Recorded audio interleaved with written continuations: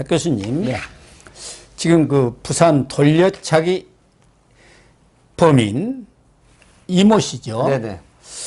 이 이모 씨에 대한 뭐 국민들의 분노가 이 사건이 났을 때는 물론이고 1심 판결이 나와서도 네. 형량이 이렇게 너무 낮은 것 아니냐 아주 여론이 비등했는데 이번 항소심에서는 징역 20년을 선고받았어요. 네. 그러나 되게 뭐 이런 형사사건 보면은 1심보다는 되게 항소심 올라가고 또 상고심, 네. 대법원 가면 좀 형량이 줄어드는데 이번에는 이례적으로 그것도 8년이나 네. 엄청나게 이 형량이 높여졌는데 왜 그런 건가요? 뭐 말씀하셨지만 지금 이 사건이 이제 부산 서면 돌려차기 사건입니다. 예. 작년 5월 22일 날 이제 정확하게 말씀을 드리면 오전 4시 그러니까 거의 5시경입니다. 예. 부산 서면 한 오피스텔 1층에서 예. 이제 여성이 그 일을 보고 귀가를 하고 있는데 남성이 10분쯤 뒤따라 오고 그렇게 하다가 결국 CCTV 앞에서 강력한 돌려차기를 하고 이제 여성이 쓰러져서 기절을 하거든요. 예, 그렇죠. 그런데 발로 또 짓밟아 버립니다. 네. 여성은 거의 이제 의식을 잃어버린 상태인데 네. 이 여성을 결국 사각지대 CCTV가 없는 곳으로 데려가서 약 7분간 뭘 했는지를 몰라요. 그냥 바로 그렇죠. 지질 끊고 가가지고 지질 이제, 끊고 가더구만요. 그래서 이제 그 부분이 결국 경찰이 신고를 받고 이 여성은 의식을 잃은 상태에서 이제 기억 상실 내지는 하반신 그 발목 마비 증세가 이제 와버린 상태였죠. 아, 예.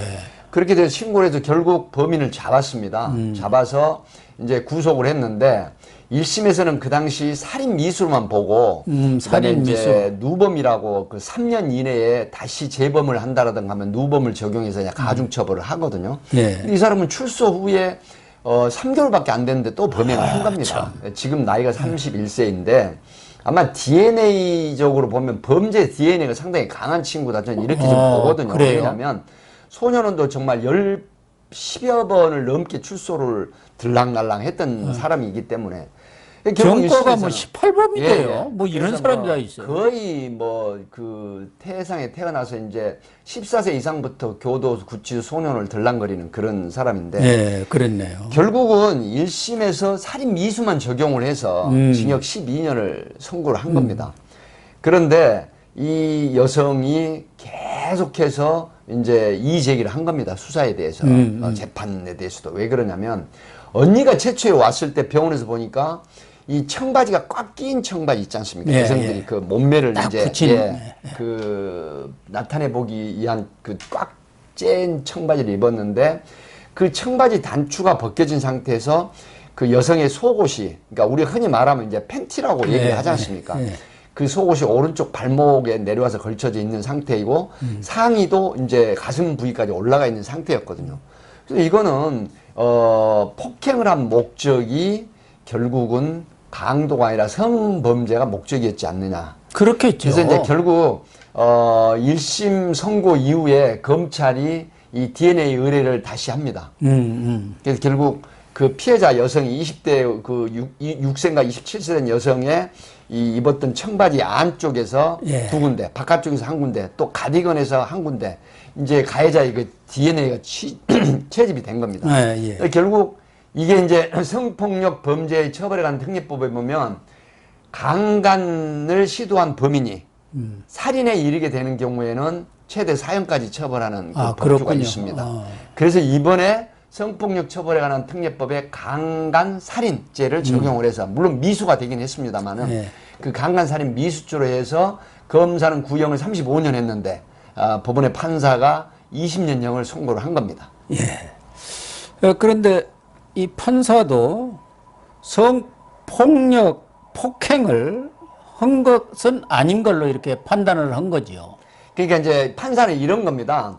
지금 성범죄가 여지가 쉬워 보이진 않는다. 왜 그러냐면 바지가 벗겨진 상태이고 DNA가 채집이 됐지만 사람이 왕래하는 오피스텔 1층에서 그러니까요. 과연 이게 성범죄가 이루어졌겠느냐 하고 이제 의구심을 나타낸 건데요. 네. 문제는 뭐냐면 요즘은 유사강간이라는 게 있습니다. 아, 그렇군요. 예, 그 유사강간죄라는 게 있는데 이게 뭐냐면 여성의 특정한 신체 부위를 뭐 예를 들어서 뭐 도구나 손가락이나 이런 걸로 이제 추행을 하는 경우 이제 유사강간죄를 적용을 하거든요.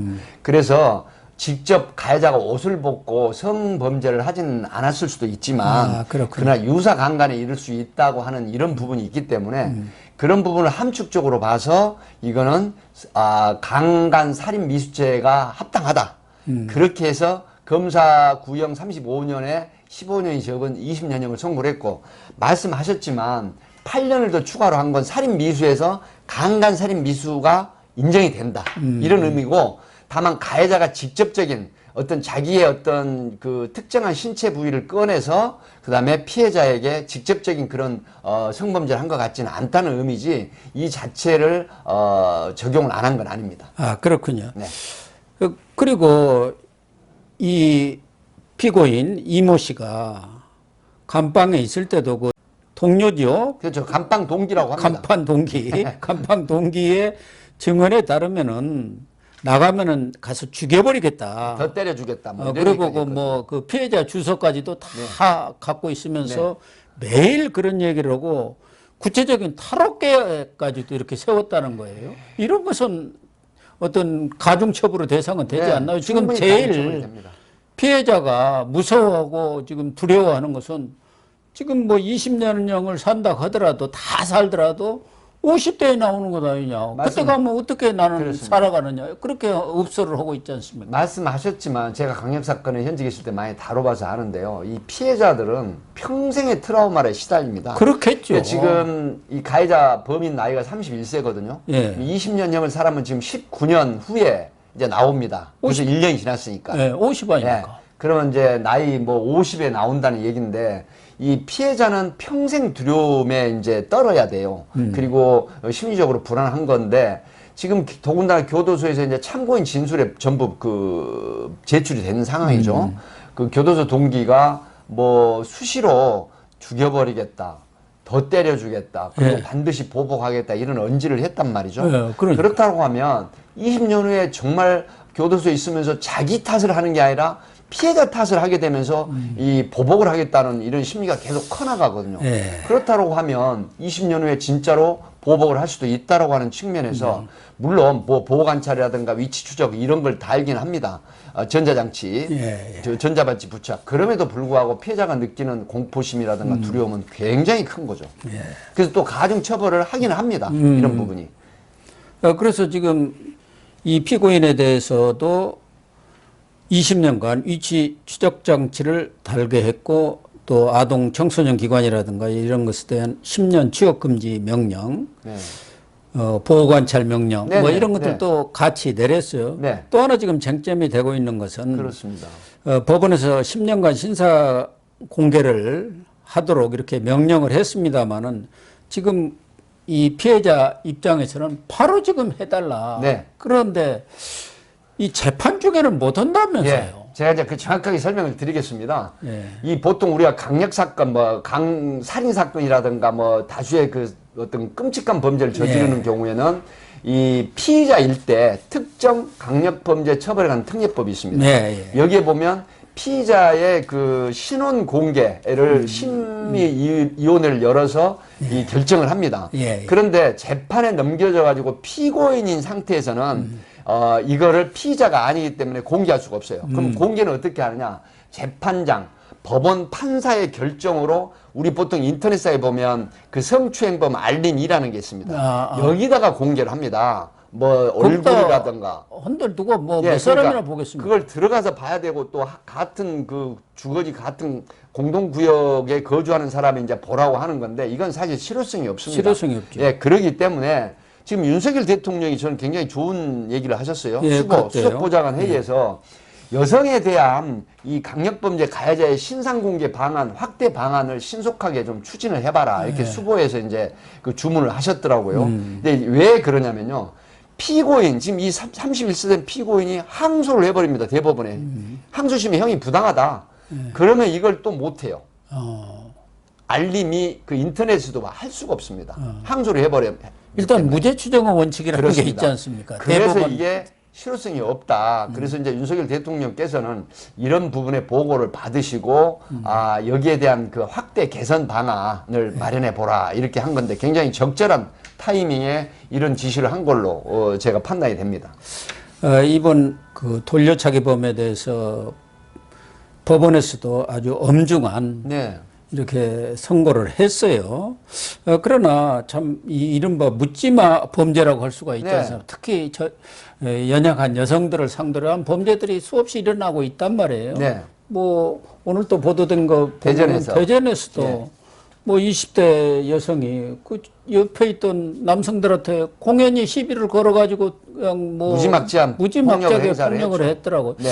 이런 일들이 이렇게 반복되고 있는데 이걸 뭐 어떻게 막을 방법이 없나요? 이제 저는 이런 말씀을 다른 방송 매체에서도 드리긴 합니다만은 사실은 이 교화라는 건요, 그 다음 문제입니다. 어떤 거냐면 피해자 입장에서 바라봐야 됩니다. 우리가 보통 성범죄를 저질렀을 때 이 피해자가 성범죄를 당하고도 뭐 라면을 간다든가 담배를 사러 간다든가 아니면 다음날 태연히 뭐 미용실을 간다든가 예. 이랬을 때 저 사람이 무슨 피해를 당했겠느냐 이렇게 지금 의구심을 나타내는 경우가 있거든요.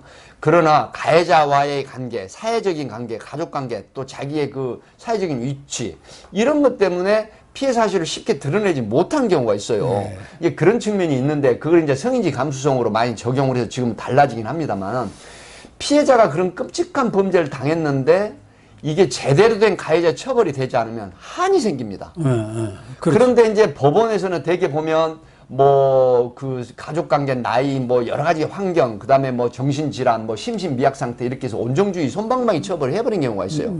그런데 문제는 뭐냐? 인권 하니까 피해자의 인권은 온데간데가 없어요. 그러니까. 사실 그렇습니다. 네. 그 피해자가 겪을 고통은 한 번도 깊이 생각을 안 해보는 경향이 상당히 많아요. 근데 중범죄를 저지른 가해자 인권은 지금 당장 구속돼 있는 상태니까 사실은 동정심이 가는 경우도 있어요. 법조인들도 그런 분들이 있거든요. 네. 피해자의 상황은 일단 안중이 없습니다.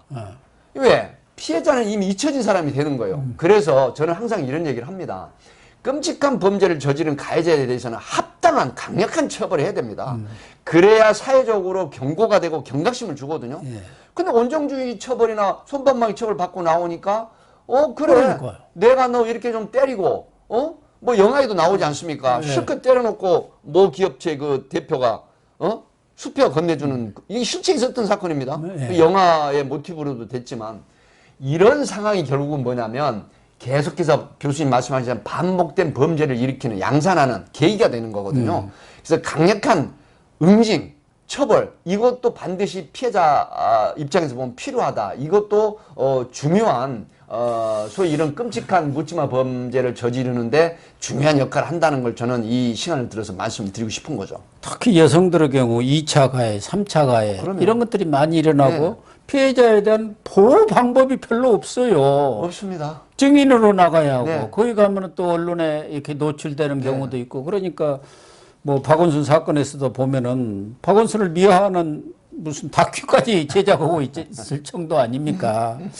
그러다 보니까 피해자들이 정말 받고 있는 고통이라는 것은 이루 말할 수가 없는데 우리 여성들이 정말 최근 들어와서 이런 뭐 아는 면식범으로부터 받는 피해도 있지만 그냥 지금처럼 이렇게 일면식도 없는 일면식도 없는 가해자들. 묻지마 범죄 이런 것에 지금 거의 무방비 상태로 노출되어 있다시피 하더거든요. 그래서 네. 여성 보호를 위한 무슨 특단의 대책 같은 것도 좀 나와야겠다는 생각은 합니다. 네. 예. 이 부산 돌려차기 이번 판결을 계기로 해서 좀 더 여성 보호를 위한 대책 이게 좀 정부 차원에서라도 좀 강구가 되었으면 좋겠습니다. 제가 조금 그래서 여가부 네. 같은 것이 있는 건데 제가 조금 말씀을 드리면 이게 지금 이제 우리 가족 구성원이나 사회 공동체 구성원이라고 하는 부분을 보면 이제 보통 젠더 논쟁에 관련해서 얘기를 하는데 사실은 여성 비교적 상대적 약자입니다. 그리고 우리 할머니도 여성, 내 와이프도 여성, 내 딸도 여성 다 여성이지 않습니까? 예. 그러면은 남녀 관계를 봤을 때 생체학적으로도 여성이 약자입니다. 그렇다고 하면 여성에 대한 어떤 그 보호막 이런 게 필요하거든요. 그리고 가해자들 심리가 자기보다 강한 사람한테는 폭력 행사를 안 합니다. 못하죠. 공격을 당할까 봐. 예. 근데 나보다 상대적으로 약한 사람에게는 가해를 하거든요. 그렇기 때문에 그 발동하는 심리가 굉장히 비겁한 건데 그래서 묻지마 범행이라든가 여성을 상대로 한 이런 범죄가 굉장히 많거든요. 그렇다고 하면 특단의 대책으로 정말 여성을 상대로 한 범행에 대해서는 법원에서도 좀 더 가중 처벌하고 네. 이런 어떤 그 온종주의나 솜방망이 처벌하지 말고 좀 강력한 가중 처벌하는 이런 풍조가 법원에도 좀 있어야 됩니다. 그래서 여성을 상대로 하는 범죄에 대해서는 좀 더 가혹하리만큼 그런 선고를 통해서 사회 경고를 하고 경각심을 주는 이런 묻지마 범행하는 사람에게 대해 어떤 경고를 주는 이런 게 반드시 필요하다 이런 말씀을 드립니다. 특히 최근에는 그 연인 간에 벌어지고 있는 데이트 폭력이라는 네, 게 있죠. 스토킹 처벌에 관한 그 네. 법이 있지 않습니까? 이런 것은 거의 온정주의로 간다면, 아유, 뭐 자기들끼리 연애하다 좀 싸운 것 아니야. 근데 지금 이 데이트 폭력으로 나타나는 여러 범죄들을 보면은 이건 폭력이 아니라 무슨 사랑 싸움이 아니지 않습니까? 절대 아닙니다. 예. 99년도에 이 스토킹 처벌에 관한 법률이 발의가 됐다가 계속해서 안 됐다가 2021년 10월 21일 날에 공포 시행이 됐는데요. 제가 통계를 좀 잘 압니다. 1년에 약 14,5천 건이 경찰에 신고된 것만 데이트 네. 폭력이 있습니다. 그런데 이 중에 약 300여 명 정도가 살해당합니다. 그러니까. 거의 99%가 여성이 살해를 당하고요. 예. 우리가 좀 가까운 애가 있습니다. 신당역 영무원 여성 살인 사건. 예, 그것도 그 스토킹 처벌에 관한 그 살인 사건이거든요. 그렇기 때문에 결국 지금은 뭐 잠정 조치라든가 긴급 조치 이런 게 이제 생겨서 그나마 다행인데 여성들이 당하는 이 데이트 폭력 또 묻지마 범행 이런 거에 대해서 말씀하신 것처럼 정말 특단의 어떤 대책이 좀 더 필요하지 않을까. 이번에 그 보도된 대전에 그 아버지가 글을 올렸더라고요. 정말 네. 안타까운데 안타깝더라고요. 남성들로부터 무지막지한 폭력을 당하고 진단이 뭐 굉장히 많이 나오면서 심지어 뭐 입이 그 입술이 뚫려버리고 또 다른 여성은 말리다가 폭력을 당해서 중상을 입는 이런 형태인데 이런 범행들을 방치를 한다는 게 굉장히 안 좋은 그런 상황입니다. 그렇습니다. 뭐 윤석열 대통령도 여성범죄, 강력범죄에 대해서 특단의 이런 방안들을 신속히 추진하라고 이렇게 참모들한테 네. 지시를 했습니다만은 뭐 그런 지시 이전에 우리 사회에서도 좀 약자를 보호하는 그렇습니다. 그런 어떤 문화랄까 그런 것들이 좀 형성이 돼야 하지 않겠느냐 그런 생각이 듭니다. 네.